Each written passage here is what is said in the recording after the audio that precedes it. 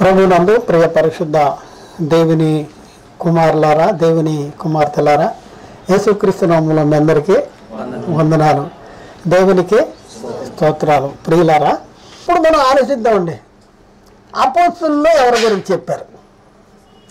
అపోస్తులు దేని గురించి చెప్పారు? అపోస్తులు ఎవరికి సాక్షులు? దేనికి సాక్షులు? దేనికి సాక్షులు? క్రీస్తు పునరుద్ధాన సాక్షులు అపోస్తులు. చూద్దామండి, యేసు క్రీస్తు పునరుద్ధానానికి సాక్షులు.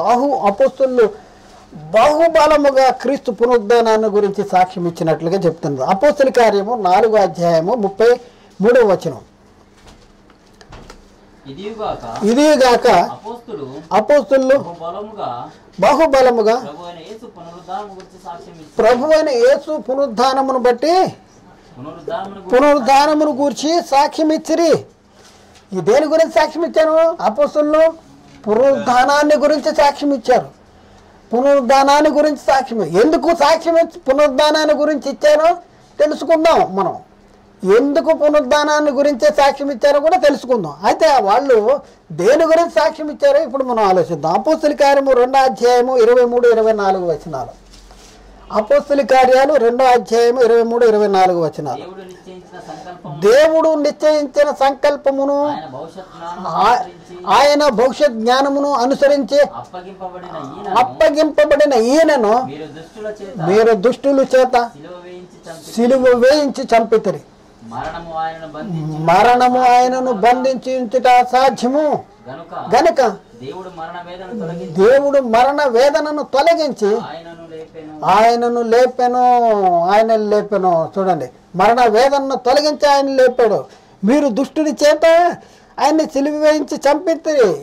దేవుడు భవిష్యత్ జ్ఞానాన్ని బట్టి అప్పగించిన ఈయనను మీరు దుష్టుడి చేతికి అప్పగించి ఆయన్ని సిలువ వేశారు. ఆయన దేవుడు ఏం చేశాడు? మరణము ఆయన్ను బంధించి ఉంచుట అసాధ్యము కనుక దేవుడు మరణ వేదనను తొలగించి ఆయనను లేపెను. అపోస్తుల కార్యము 2:30-32 30-32 అతని సమాధి నేటి వరకు మన మధ్యలోనే ఉన్నది. అతడు ప్రవక్త ఉండెను గనక అతని గర్భఫలములో నుండి అతని సింహాసనం మీద ఒకరిని కూర్చుండబెట్టదనని దేవుడు తనతో ప్రమాణపూర్వకముగా ఒట్టు పెట్టుకున్న సంగతి అతడు అంటే దావీదు ఎరిగి, దావీదు చెప్తున్నాడు, క్రీస్తు పాతాళంలో విడవబడలేదని, ఆయన శరీరము కుళ్ళిపోలేదని దావీదు ముందుగా తెలుసుకుని ఆయన పునరుద్ధానమును గురించి చెప్పాను. ఈ యేసును దేవుడు లేపెను. దీనికి మేమందరము సాక్షులము. ఈ యేసును దేవుడు మృతుల్లోండి లేపాడు.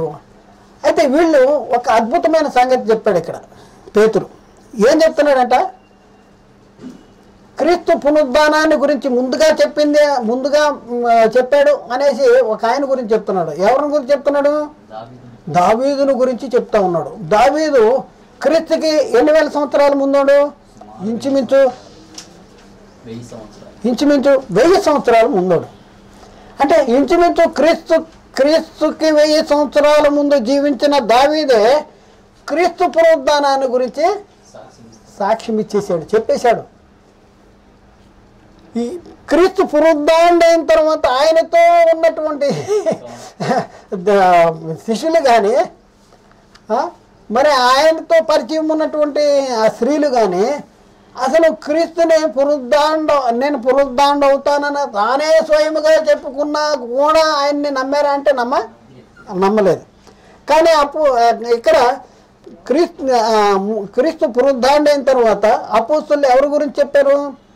క్రీస్తు పునరుద్ధానాన్ని గురించి, భార్యడైన క్రీస్తుని గురించి చెప్పారా? భార్యని దావీదు సంతానంలో ఉన్న క్రీస్తుని గురించి కూడా మాత్రం చెప్పలేదు. అక్కడ ఏం చెప్తున్నంటే, యేసుక్రీస్తు శరీరాన్ని బట్టి దావీదు సంతానముగాను మృతుల్లోని తిరిగి లేచటం బట్టి దేవుని కుమారుడుగా ప్రభావంగా నిరూపించుకున్నాడు. నేను యేసుక్రీస్తును అనగా దావీదు సంతానంలో పుట్టి మృతుల్లోండి తిరిగి లేచిన యేసుక్రీస్తునే జ్ఞాపకము చేసుకోండి అంటాడు. జ్ఞాపకం చేసుకోవాలి. ఎవరిని జ్ఞాపకం చేసుకోవాలి? దావీదు సంతానంలో బట్టి మృతుల్లో ఉండి తిరిగి లేచిన యేసుక్రీస్తునే జ్ఞాపకం చేసుకోండి అంటాడు. అంటే ఇప్పుడున్న పరిస్థితుల్లో మనము క్రీస్తుని శరీరరీతిగా గుర్తించాలా? బాలుడైన క్రీస్తుని ప్రకటన చేయాలా? అంటే పౌలు చెప్తున్నాడు, మేము శరీరరీతిగా ఎవరిని ఎరగము కానీ ఎవరిని ఎరగము, మేము క్రీస్తుని శరీరరీతిగా ఎరిగిండినను ఇక మీదట ఆయన్ను అలాగో ఎరగము అని చెప్తా ఉన్నారు. అందుకనే అపోస్తలులు ఎవరి గురించి చెప్పారు? దేని గురించి చెప్పారు? ఏది చెప్తే మనకి లాభము, వాళ్ళు ఏది చెప్తే మనకి లాభము అది చెప్పారు. అది అపోస్తల కార్యము 3వ అధ్యాయం 14-15. మీరు పరిశుద్ధుడు 3 అపోస్తల కార్యం 3:14-15. మీరు పరిశుద్ధుడును నీతిమంతుడైన వానిని నిరాకరించి నరహంతకుడైన మనిషిని మీకు అనుగ్రహించమని అడిగితిరి. మీరు జీవాధిపతిని చంపితిరి గాని దేవుడు ఆయనను మృతులలో నుండి లేపెను. అందుకు మేము సాక్షులము. ఎందుకు వీళ్ళు క్రీస్తు పునరుద్ధానాన్ని గురించి చెప్పాను? క్రీస్తు పునరుద్ధానాన్ని ఇందాక మనం చదివాం 15వ అధ్యాయంలో. ఆ సువార్తను మీరు గట్టిగా పట్టుకునే ఆ సువార్త వల్ల మీరు రక్షణ పొందువారే ఉందరు. ఇక్కడ మనం చూస్తే వీళ్ళు యేసుక్రీస్తు పునరుద్ధానాన్ని మాత్రమే చెప్పలేదు. ఇక్కడ ఇంకో మాట కూడా చెప్పారు. వీళ్ళు ఏది మాత్రమే చెప్పలేదు? క్రీస్తు పునరుద్ధానాన్ని మాత్రమే చెప్పలేదు. క్రీస్తు పునరుద్ధానాన్ని గురించి చెప్పారు. దాంతోపాటు ఇంకోటి కూడా చెప్పారు. ఏం చెప్పారు? అది క్రీస్తు పునరుద్ధానములో క్రైస్తవ పునరుద్ధానము. దేవుడు క్రీస్తును లేపాడు, మనలను కూడా తన శక్తి వలన లేపుతాడు. క్రీస్తు యేసును బట్టి మృతుల పునరుద్ధానము కలుగునని ప్రకటన చేశారు. చూడండి, యేసును బట్టి మృతుల పునరుద్ధానము కలుగునని. అపోస్తల కార్యము 4వ అధ్యాయము 2వ వచనం. వారు ప్రజలకు బోధించుటయు యేసును బట్టి మృతులలో నుండి పునరుద్ధానము కలుగునని ప్రకటించుటయు చూచి కలవరపడి వారి మీదకి వచ్చి. చాలండి, ఏమండి ఏం ప్రకటన చేస్తున్నారండి వీళ్ళు? యేసును బట్టి మృతుల పునరుద్ధానం కలదు, యేసు అక్కడే లేచాడు అనేసి అది మాత్రమే మేము చెప్పట్లేదు. యేసును దేవుడు లేపాడు. ఇప్పుడు మీరు తెలుసుకోవాల్సింది ఏంటంటే యేసును బట్టి మీకు కూడా పునరుద్ధానము కలుగుద్ది అనేసి అపోస్తలులు ఇక్కడ మనం చూస్తే పేతురు చెప్తున్నాడు. యేసును బట్టి మృతుల పునరుద్ధానం అపోస్తలులు చెప్తా ఉన్నటువంటి పరిస్థితి. ఇంకా మనం మరొక అపోస్తల కార్యము 15వ అధ్యాయంలో 32వ వచనంలో మృతుల పునరుద్ధానమును గూర్చి వారు విన్నప్పుడు కొందరు అపహాస్యము చేసిరి, మరి కొందరు దీన్ని గూర్చి నీవు చెప్పునేది ఇంకొకసారి విందుమని చెప్పిరి. మృతుల పునరుద్ధానమును గూర్చి వారు విన్నప్పుడు అంటే యేసును బట్టి మనకు కూడా మృతుల పునరుద్ధానం ఉంది అని చెప్తుంటే వాళ్ళు అపహాస్యము చేశారు. అపోస్తల కార్యము 24వ అధ్యాయం 15వ వచనం. అసలు ఎందుకు విమర్శించబడ్డారు వీళ్ళందరూ? అపోస్తలులు నీతిమంతులకును అనీతిమంతులకును పునరుద్ధానము కలగబోతున్నదని మీరు నిరీక్షించుతున్నట్టు మేము కూడా దేవుని యందు నిరీక్షించి. చాలండి, అపోస్తల కార్యం 24వ అధ్యాయము 20వ వచనం. 24:20. నేను మహాసభ ఎదుట నిలిచినప్పుడు మృతుల పునరుద్ధానమును గూర్చి నేను వారి ఎదుట విమర్శించబడుతున్నానని వారి మధ్య నిలవబడి నేను బిగ్గరగా చెప్పిన ఈ యొక్క మాట విషయమై తప్ప నా యందు ఏ నేరం లేదు. ఎందుకు వీళ్ళు బంధించారు? ఎందుకు విమర్శించబడుతున్నాను? మృతుల పునరుద్ధానమును బట్టి వారి ఎదుట విమర్శించబడుతున్నాయి. ఇంకో మాట ఏం చెప్తున్నానంటే మనుషుని ద్వారా మరణం వచ్చినా కనుక మనుషుని ద్వారానే మృతుల పునరుద్ధానం కలగాలి. ఎవరా మనుషుడు? ఎవరి ద్వారా మృతుల పునరుద్ధానం కలగాలి? 1 కొరింథీ 15:21. మనిషిని ద్వారా మరణము వచ్చెను గనుక మనిషిని ద్వారానే మృతుల పునరుద్ధానము కలిగెను. అలాగే మనం పరిశీలన చేసుకుంటే మరి మృతుల పునరుద్ధానం, క్రీస్తు పునరుద్ధానంలో ఏం జరుగుతుందంట? క్రైస్తవ పునరుద్ధానం కూడా జరుగుతుంది. మృతుల పునరుద్ధానంలో క్రీస్తు పునరుద్ధానంలో క్రైస్తవ పునరుద్ధానం కూడా జరుగుతుంది. అయితే ఇక్కడ మనం అందుకనే వీళ్ళు చెప్తున్న అపోస్తులు ఏం చెప్తున్నారంటే, దేవుడు క్రీస్తును లేపెను, మనలను కూడా తన శక్తి వలన లేపును. 1 కొరింథీ 6:14 దేవుడు ప్రభువును లేపెను, మనలను కూడా తన శక్తి వలన లేపును. దేవుడు క్రీస్తును లేపెను, మనలను కూడా తన శక్తి వలన లేపును అనేసి వీళ్ళు ప్రకటించినటువంటి ప్రకటనలో మనం చూస్తూ ఉన్నాం. అలాగే మనం 2 కొరింథీ పత్రికలో 4వ అధ్యాయంలో 14-15 వచనాలు, విశ్వసించితిని గనక మాట్లాడితిని అని వ్రాయబడిన ప్రకారము అట్టి విశ్వాసముతో కూడిన ఆత్మ గలవారమై ప్రభు అయిన యేసును లేపినవాడు యేసుతో మమ్మను కూడా లేపి మీతో కూడా తన ఎదుట నిలువబెట్టునని ఎరిగి మేము విశ్వసించుతున్నాము గనుక మాట్లాడుతున్నాము. మేము విశ్వసిస్తున్నాం ఏంటంటే ప్రభు అయిన యేసును లేపినవాడు యేసుతో కూడా మమ్మను కూడా లేపి ఆయన ఎదుట నిలబెడతాడు. వీళ్ళు కేవలం యేసుక్రీస్తుని దేవుడు మృతుల్లోని లేపాడు అని మాత్రమే చెప్పలేదు, ఇంకా ముందుకు వచ్చారు వీళ్ళు. అంటే క్రీస్తుని బట్టి మృతుల పునరుద్ధానం ఉంది, మన్న కూడా లేపుతాడు దేవుడు క్రీస్తుని లేపాడు, మన్న కూడా లేపుతాడు అనేసి చెప్పినటువంటి దాఖలాలు ఉన్నాయి. ఇంకా ఏం చెప్తున్నారు అంటే, అసలు యేసుక్రీస్తు తిరిగి లేకుంటుందోన మనకొచ్చిన లాభం ఏంటి అనేది కూడా చెప్పారు.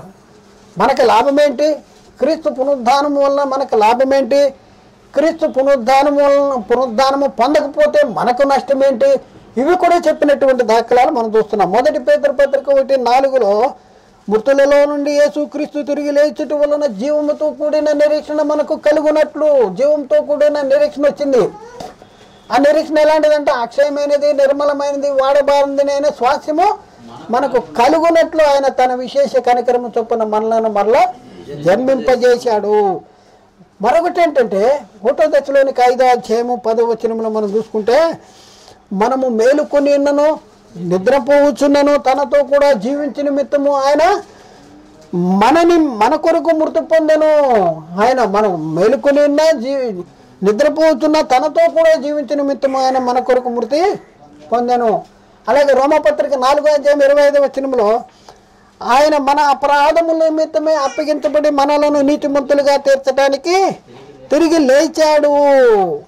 అలాగే రోమపత్రిక 6వ అధ్యాయము 8-9 వచనాల్లో మనము క్రీస్తుతో కూడా చనిపోయిన ఎడల మృతుల్లో నుండి తిరిగి లేచిన క్రీస్తు ఇక చనిపోడని, మరణము ఆయన మీద ప్రభుత్వం లేదని ఎరిగి ఆయనతో కూడా జీవించుతున్నామని నమ్ముతున్నాము.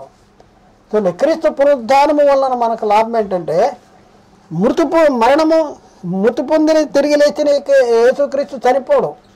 అలాగే క్రీస్తు మరణంలో పునరుద్ధానంలో పాలు పొందిన మన మీద మరణము ప్రభుత్వం అనేది చేయదు కనుక ఆయనతో కూడా జీవిస్తున్నాము అంటాడు. కాబట్టి ప్రియులరా, మరి ఒకసారి ఆలోచించండి, యేసుక్రీస్తు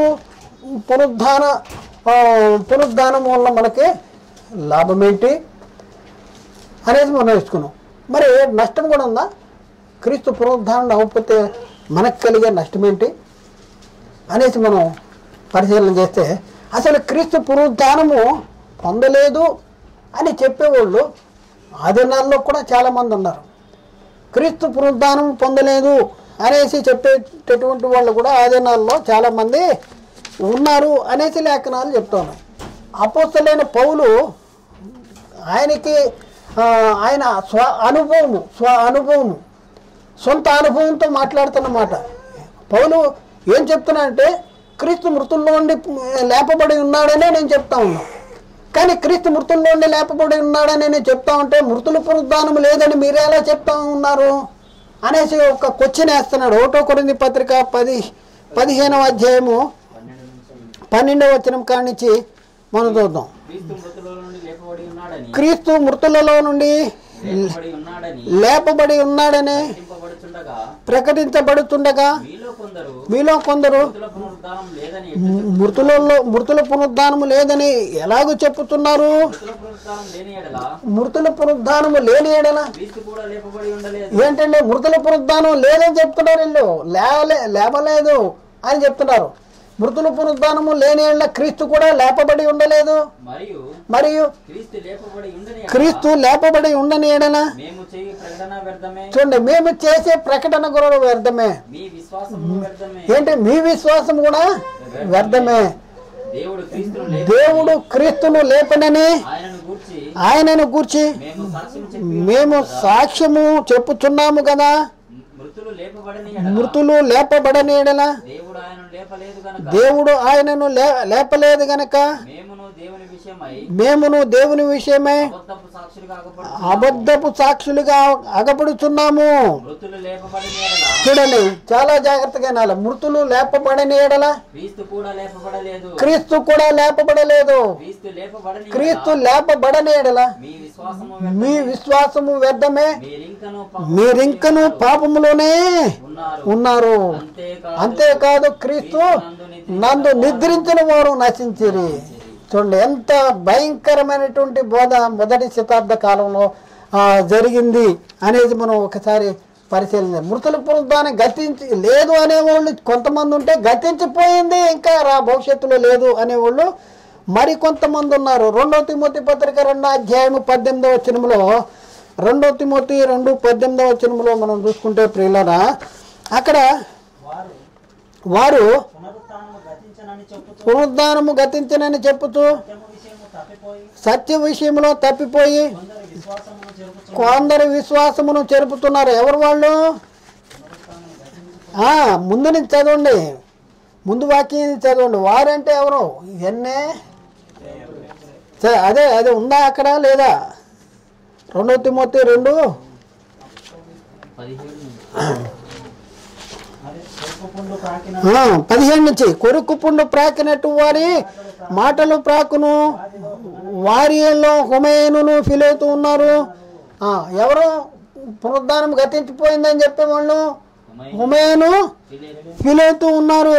వారు పునరుద్ధానము గతించనని చెప్పుకొనుచు సత్య విషయమే తప్పిపోయేది. పునరుద్ధానం లేదని చెప్పేవాళ్ళు కొంతమంది ఉంటే, గతించిపోయిందని చెప్పేవాళ్ళు కొంతమంది ఉన్నారు. ఎలాంటి పరిస్థితిలో చూడండి. మనం ఏం నమ్మాలి? దేవుడు క్రీస్తుని లేపాడని మనం నమ్మాలి. అంత మాత్రమే కాదు, దేవుడు క్రీస్తుని లేపాడు, మనలను కూడా తన శక్తి వలన లేపుతాడని నమ్మాలి. ఇలా నమ్మవలసిన కాలంలో అసలు క్రీస్తు పునరుద్ధానాన్ని గురించి చెప్పనటువంటి వాళ్ళు చాలామంది ఉన్నారు.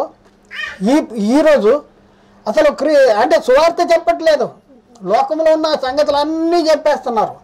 కానీ సువార్త దగ్గరికి రాట్లా. అంటే క్రీస్తు లేఖన ప్రకారము క్రీస్తు మన పాపం అప్పగించబడి సమాధి చేయబడి లేఖన ప్రకారం తిరిగి 3వ దినాన్ని లేచాడు. క్రీస్తు పునరుద్ధానములో మరి మన పునరుద్ధానము క్రైస్తవ పునరుద్ధానం కూడా ఇమిడి ఉంది అనేసి ఆ నిరీక్షణకి సంబంధించినటువంటి సంగతులు చెప్పాలి. కానీ చెప్తున్నారా అంటే చెప్పట్లేదు కనుక వీళ్ళు ఎందుకు నమ్ముతున్నారు క్రీస్తుని? ఈలోక విషయము, ఈలోక సంబంధమైన వాటి విషయంలోనే క్రీస్తునందు విశ్వాసం ఉంచారు. అలా విశ్వాసం ఉంచటం వలన లాభమా నష్టమా అంటే మనుషులందరికంటే మరో దౌర్భాగ్యం. 19వ వచనం ఇప్పుడు వరకు 18వ వచనం వరకు చదివాం కదా. 1 కొరింథీ పత్రిక 12 నుంచి 18 వరకు చదివాం కదా. 19వ వచనంలో ఆయనే చెప్తున్నాడు, నేను చెప్పటం కాదు. ఏం చెప్తున్నాడు 19వ వచనంలో? ఈ జీవిత కాలము మట్టుకే మనము క్రీస్తునందు నిరీక్షించిన వారమైన మనుషులందరికంటే మరీ దౌర్భాగ్యము అవుతాము అని చెప్తా ఉన్నాడు. అయితే ఒక్క సంగతి మనం ఆఖరిలోకి వస్తున్నాం. అయితే ఇప్పుడున్న పరిస్థితుల్లో క్రీస్తు పునరుద్ధానంలో నువ్వు ఐక్యం కావాలంటే నువ్వు ఏం చేయాలి? ఈ లోకంలో వినాలి. దేన్ని వినాలి? క్రీస్తు పునరుద్ధానాన్ని గురించినటువంటి సంగతి సువార్త వినాలి. విన్న తర్వాత నువ్వేం చేయాలి? విన్న తర్వాత మనం ఏం చేయాలి చెప్పండి? మనం ఏం చేయాలి? క్రీస్తు పునరుద్ధానాన్ని గురించి విన్నాం. వింటే మనం ఏం చేయాలి? మనం చేయాల్సింది ఏదైనా ఉందా? చేయాల్సింది ఉందంటే ఉంది. ఏంటి? ఎవరు లెగిస్తారు చెప్పండి? లేచేది ఎవరు? క్రీస్తు పునరుద్ధానములో ఐక్యము గలవారమైన ఆయన క్రీస్తు మరణములో ఐక్యము గలవారమైన ఆయన పునరుద్ధానములో ఐక్యమవుతాం. క్రీస్తు మరణంలో ఐక్యం అయిన వాళ్ళే క్రీస్తు పునరుద్ధానంలో కూడా ఐక్యమవుతారు. అంటే మనం దేనిలో ఐక్యం కావాలి? క్రీస్తు మరణములో ఐక్యం కావాలి. యేసుక్రీస్తు మరి ఆయన చనిపోయాడు కదా. ఎవరి కోసం చనిపోయాడు? అందరి కోసం చనిపోయాడు. మరి జీవించే వారికి మీదట ఎవరి కోసం జీవించాలి? తమ నిమిత్తము కాక తమ కొరకు మృతి పొంది తిరిగి లేచిన వాని కోసమే జీవించుటకు ఆయన అందరి కొరకు మృతి పొంది తిరిగి లేచాడని నమ్మాలి. అందరి కొరకు.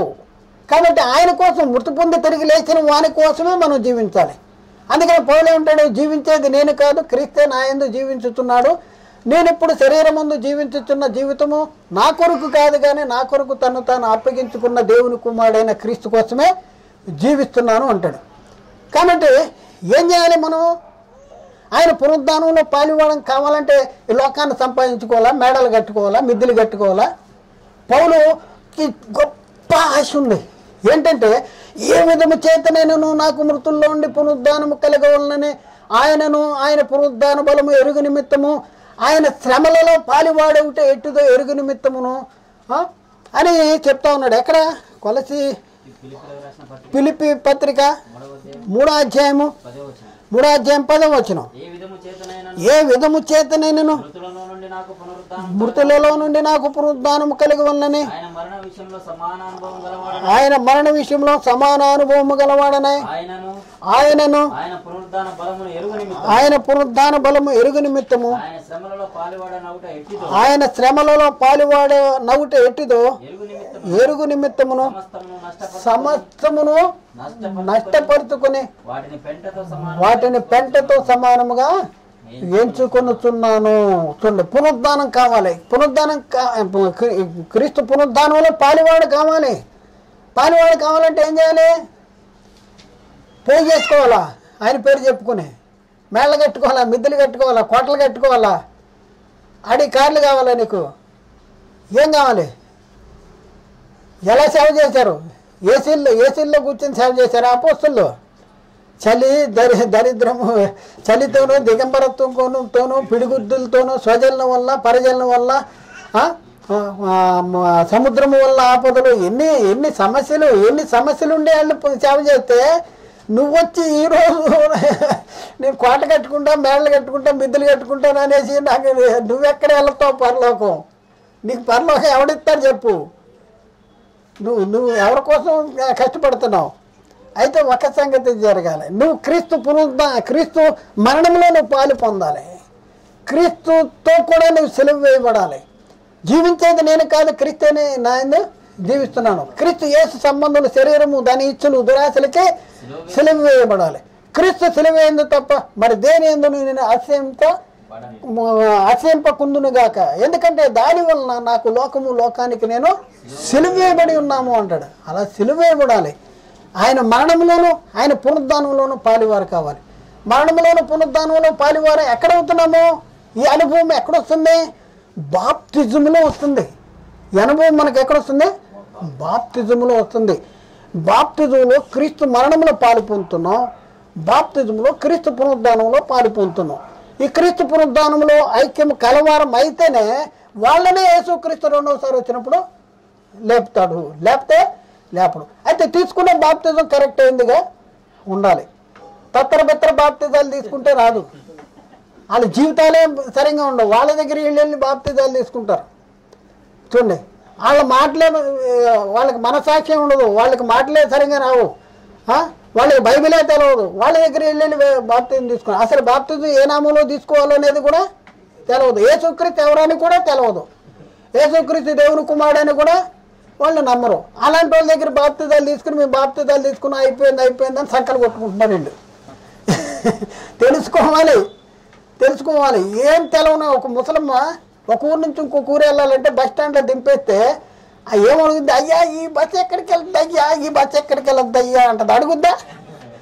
ఏమండి ఒక ఊరు నుంచి ఒక ఊరు వెళ్ళాలంటే నీ బస్సు ఎక్కడికి వెళ్ళొద్దు అని ఒక ముసలమ్మ అడుగుతూ ఉంటే నీకు అన్నీ జ్ఞానము ఆలోచన వివేకం అన్నీ ఉండి నువ్వు వెళ్ళవలసిన మజిలీ పరలోకం వెళ్ళాలంటే ఎలా దేన్ని నమ్మాలి, ఎలా జీవించాలి, ఏది వినాలి ఇవన్నీ నేర్చుకోందా? ఎక్కడో సతికిలు పడిపోయి ఏం లెగుతాను నేను అక్కడే కూర్చుంటున్నాడు మనోడు. ఎక్కడో సతికిలు పడ్డాడు మన ఊరోడు, మన కులమోడు, మన ప్రాంతం సతికిలు పడిపోతున్నారు వీళ్ళు. వాక్యం తప్పు చెప్పినా అక్కడే ఉంటున్నారు. అయితే ముగిస్తాను నేను. అయితే గమనించవలసిన విషయం ఏంటంటే క్రీస్తు పునరుద్ధానంలో ఐక్యం గలవారం అంటే బాప్తిజము తీసుకోవాలి. బాప్తిజంలో ఏం జరుగుతుందంటే ఆయన మరణ విషయంలో ఐక్యం గలవారం అవుతున్నాం, ఆయన పునరుద్ధాన విషయంలో ఐక్యం గలవారం అవుతున్నాం. చూద్దాం 2-3 రిఫరెన్సులు చూసుకుని ముగిద్దాం. రోమపత్రిక 6వ అధ్యాయము 2-5. అట్లనే రాదు. రోమపత్రిక 6వ అధ్యాయము 3 నుంచి చదువుదాం. 3 నుంచి. క్రీస్తు యేసులోనికి బాప్తిజం పొందిన మనమందరమును ఆయన మరణంలోనికి బాప్తిజము పొందితరని మీరు ఎరుగరా? కాబట్టి తండ్రి మహిమ వలన క్రీస్తు మృతులలో నుండి ఎలాగో లేపబడినో అలాగే మనమును నూతన జీవము గలవారమై నడుచుకున్నట్లు మనము బాప్తిజము వలన మరణములో పాలు పొందుటకై ఆయనతో కూడా పాతి పెట్టబడుతున్నాం. చూడండి, ఆయన మరణములో పాలు పొందటానికి బాప్తిజము వలన ఆయనతో కూడా పాతి పెట్టబడుతున్నాము. మరియు ఆయన మరణం యొక్క సాదృశ్యమందు ఆయనతో కూడా ఐక్యము గలవారమైన ఎడల ఆయన పునరుద్ధానం యొక్క సాదృశ్యమందు ఆయనతో ఐక్యము గలవారము ఆయనతో కూడా ఐక్యము గలవారమైందము. ఇంకా మనం చూద్దాం, ఇంకా కిందకి చూద్దాం. 8వ వచనం కాడ నుంచి మనము క్రీస్తుతో కూడా ఎక్కడ చనిపోతున్నాం? బాప్తిజంలో క్రీస్తుతో కూడా చనిపోయిన ఎడల మృతులలో నుండి లేపిన క్రీస్తు ఇక చనిపోడనే మరణమునకు ఇకను ఆయన మీద ప్రభుత్వము లేదని ఎరిగి ఆయనతో కూడా జీవించుదమని నమ్ముచున్నాము. ఆయన మీద మరణము ప్రభుత్వం అధికారం లేదు. ఆయన మరణం యొక్క సాదృశ్యంలో ఐక్యము గలవారం అయ్యాం గనక మన మీద కూడా మన మీద కూడా మరణానికి అధికారము లేదు. అంటే మనం సజీవులే. కాబట్టి మిమ్మల్ని మీరు కింద వచ్చిన మిమ్మల్ని మీరు సజీవులుగానే మిమ్మల్ని మీరు సజీవులుగా మీరే ఎంచుకోండి. సజీవులుగా మిమ్మల్ని మీరే ఎంచుకోండి. అవును, మనం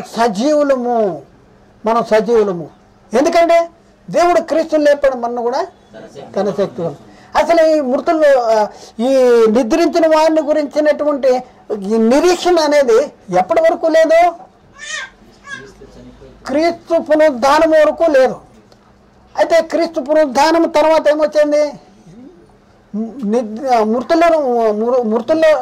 మృతుల పునరుద్ధానాన్ని గురించినటువంటి నిరీక్షణ వచ్చింది.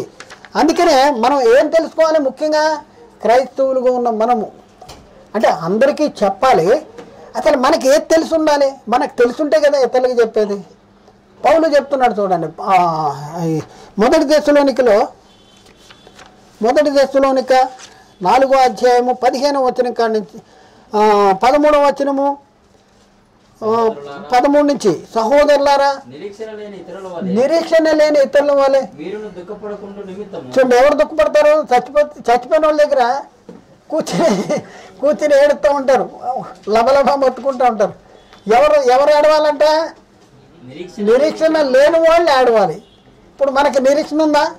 చనిపోయినాడు చనిపోయినట్టుగానే ఉండదు, తిరిగి లేస్తాడని మనకి నిరీక్షణ. కాబట్టి మనం ఏడవలసిన అవసరం ఉందా? లేదు. ఇక్కడ ఏం జరుగుతుంది? తేడా జరిగిపోతుంది. అక్కడికి వెళ్తే ప్రతి దగ్గర కూడా మొత్తుకుంటే ఉంది. తేడా జరిగిపోయింది. పౌలు ఏం చెప్తున్నాడు? సహోదరులారా, నిరీక్షణ లేని ఇతరుల వలె మీరు దుఃఖపడకుండా నిమిత్తము నిద్రించుతున్న వారిని గురించి మీకు తెలియకుండా మాకు ఇష్టము లేదు. 15వ వచనంలో 15 మేము ప్రభు మాటను బట్టి మీకు చెప్పినదేమనగా, ప్రభువు రాకడ వరకు సజీవులమై నిలిచి ఉండు మనము నిద్రించిన వారి కంటే ముందుగా ఆయన సన్నిధికి చేరము. ఆర్భాటముతోను ప్రధాన దూత శబ్దంతోను దేవుని బోరతోను పరలోకము నుండి ప్రభువు దిగివచ్చును.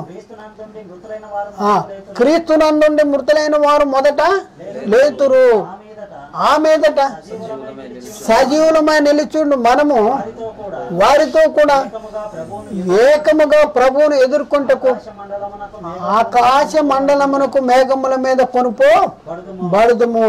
కాగా మనము సదాకాలము ప్రభుతో కూడా ఉందుము. కాబట్టి మీరు ఈ మాట చేత ఒక్కరినొకడు ఆదరించుకోండి. ఇప్పుడు మనం ఆదరించుకోవాలి ఈ మాట చేత. ఎందుకంటే నిద్రించిన వారు నిద్రించినట్టుగా ఉండరు. యేసుక్రీస్తు ఆకాశ మేఘాలుడే వస్తాడు, అక్కడ ఉంటాడు, భూమి మీదకి రాడు. ఆకాశ మేఘాలుడే అక్కడికి వచ్చి ఉంటాడు. ఇదంతా ఫ్రాక్షన్ ఆఫ్ సెకండ్లో జరిగేది. రోజులు గంటలు రోజులు సంవత్సరాలు జరిగేది. ఫ్రాక్షన్ ఆఫ్ సెకండ్, కనురెప్పపాటి కాలంలో క్రీస్తునందు నిద్రించిన వారు మొదట లేస్తారు. ఆ మీదట సజీవులుగా నిలిచిండి మనము వారితో కూడా, అంటే యాక్చువల్గా మార్చబడి వారితో కూడా ఏకముగా ప్రభువుని ఎదుర్కొంటే ఆకాశ మండలానికి మేఘాల మీద కొనుపోబడతాం. కాగా సదాకాలము ప్రభువుతో కూడా ఉంటాం. ఇది మన నిరీక్షణ. కాబట్టి ఈ మాట చేత ఒకరినొకరు ఆదరించుకోవాలి. కాబట్టి ఇప్పుడున్న పరిస్థితుల్లో మనకి నిరీక్షణ ఉన్నదా? ఉంది.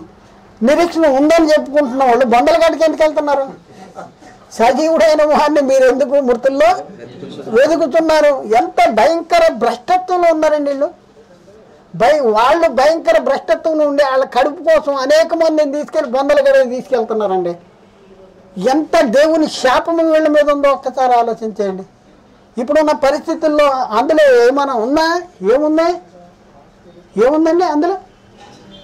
ఏమీ లేదు. మట్టి కాదు, బూడిద, పురుగులు, అది కేంద్రీయము, అందులో అవన్నీ ఉన్నాయి. వీళ్ళు కనపడిన సమాధులు అంటాడు, అక్కడ చెప్తాడు ఆ సమాధులు ఏముందనేది. కాబట్టి ప్రియులారా ఆలోచన, ఇది ఎవరిని వ్యక్తిగతంగా ఎవరిని విమర్శించడానికి ప్రయత్నం చేయట్లేదు. సాతాను మిమ్మల్ని మోసం చేస్తుందేనే మిమ్మల్ని జాగ్రత్త పరచడానికి మేము సత్యాన్ని చెప్తున్నాం. బైబిల్లో ఉన్న సంగతులు చెప్తున్నాం, బైబిల్ చెప్తున్న సంగతులు చెప్తున్నాం. మీరు అర్థం చేసుకోండి అనేసి మిమ్మల్ని క్రీస్తు ప్రేమను బట్టి మిమ్మల్ని బ్రతిమలాడుకుంటున్నాం. అయినా మేము మారం. మాకు కావాల్సింది జానెడు పొట్టే. జనాల్ని మోసం చేస్తాం, బొందలగడ్డ తీసుకెళ్తాం. అసలు క్రీస్తుని గురించి సువార్త ప్రకటన చేయము. బాలుడైన క్రీస్తుని గురించి చెప్తాం, లేకపోతే లోకంలో ఉన్న అనేక సంగతులు చెప్తాం. వీళ్ళకి ఏది రక్షణకరమైందో అది మాత్రం మేము చెప్పం అని అంటారా? మీ ఇష్టం. కాబట్టి ఆలోచించండి. మిమ్మల్ని ఎవరు బలవంతం చేయట్లా. బైబిల్లో ఇలా ఉందని చెప్తున్నాం, మీరు అర్థం చేసుకుని లోబడితే మీకు ప్రయోజనకరం. మీరు లోబడం అంటే మిమ్మల్ని దేవుడు కూడా కాపాడలేడు. కాబట్టి ఆలోచించండి, అర్థం చేసుకోండి, సత్యాన్ని గ్రహించండి, సత్యానికి లోబట్టడానికి ప్రయత్నం చేయండి. కాబట్టి ఆలోచించండి, అర్థం చేసుకోండి, సత్యానికి సహకారులుగా నిలవండి. దేవుడు మిమ్మల్ని దీవించి ఆశీర్వదించునుగాక. ఆమెన్. అందరికీ వందనాలు.